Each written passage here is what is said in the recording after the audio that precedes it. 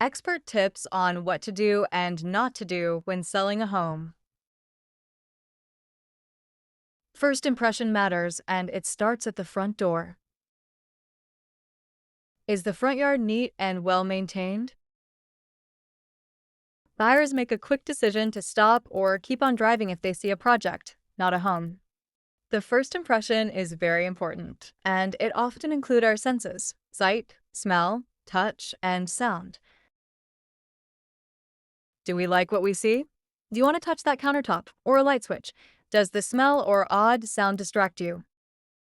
Nice furnishings help to set the mood.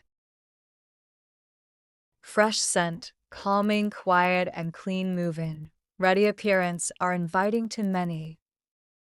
Do all the rooms in the house have a clear purpose? Bedrooms are valuable, while an office or exercise room not as much. Make it obvious.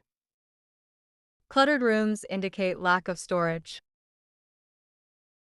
It is best to remove seasonal items out of your closet to show that there's enough space.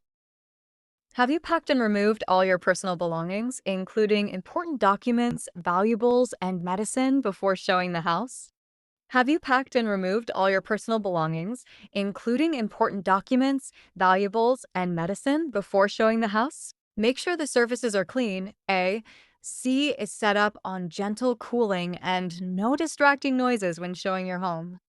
Don't forget to make your backyard presentable and inviting.